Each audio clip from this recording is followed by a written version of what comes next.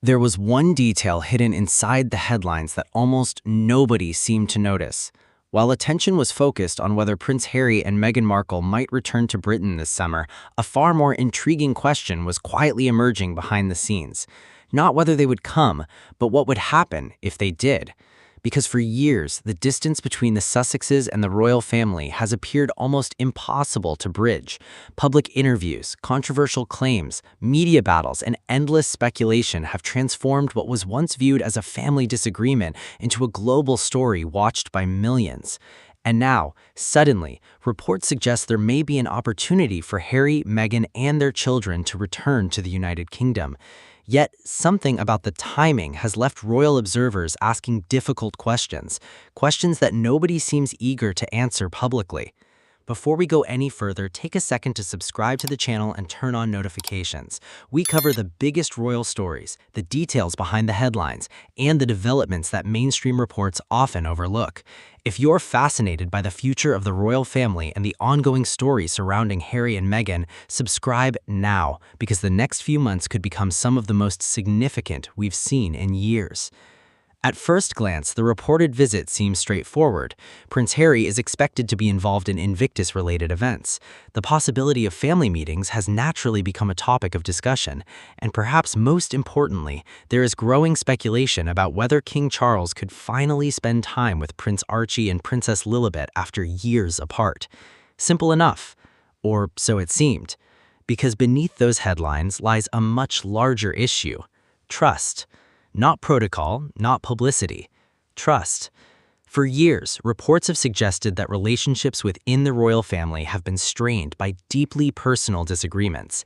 Every interview, every documentary, every public statement added another layer of complexity.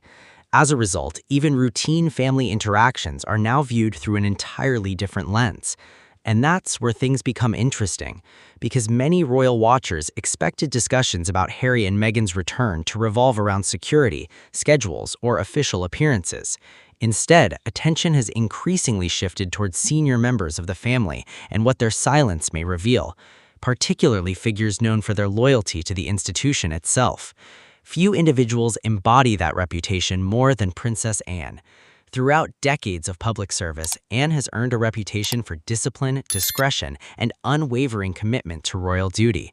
She rarely generates headlines through dramatic public comments, which is precisely why every perceived signal from her attracts so much attention. Observers have begun asking whether senior royals view a possible reunion primarily as a family matter or as a question with broader implications for the monarchy. That distinction may sound subtle, but it changes everything. Because if the situation is viewed solely as a private family issue, reconciliation becomes the central story. If it is viewed through an institutional lens, entirely different concerns come into focus: public perception, future responsibilities, long-term consequences. And suddenly, the conversation becomes far more complicated than a simple visit. Then another development emerged, one that shifted the discussion yet again. Reports began focusing on King Charles himself, not on royal protocol, not on public appearances, but on his role as a grandfather. For all the political and constitutional analysis surrounding the monarchy, there remains a deeply human element at the center of this story: a grandfather who has reportedly spent years separated from two grandchildren. That reality has resonated with many people regardless of where they stand on royal controversies. Because beyond the headlines, there are family relationships involved, and that introduces an entirely different emotional dimension. Yet, even that perspective creates new questions. Could personal relationships overcome years of public tension? Could private conversations succeed where public narratives have failed? Or has too much happened over the past several years?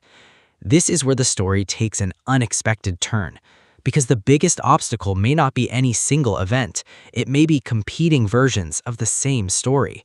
Supporters of Harry and Meghan often argue that they were responding to circumstances they felt compelled to address publicly. Critics argue that those public disclosures created lasting damage. The result is a divide that extends far beyond palace walls, and every new development becomes a battleground between those competing interpretations. Which brings us back to the reported UK visit, because the significance of that trip may have very little to do with photographs, it may have little to do with ceremonies, it may even have little to do with public appearances. Instead, its importance could rest entirely on conversations nobody ever sees, the meetings behind closed doors, the events that never appear in official schedules, the moments that remain private. Those moments could determine whether this chapter marks progress or simply another pause in a much longer conflict. And that possibility explains why public interest remains so intense. Because despite years of headlines suggesting permanent divisions, people continue searching for signs that reconciliation remains possible. Not guaranteed, not imminent, just possible. As things stand today, much remains uncertain.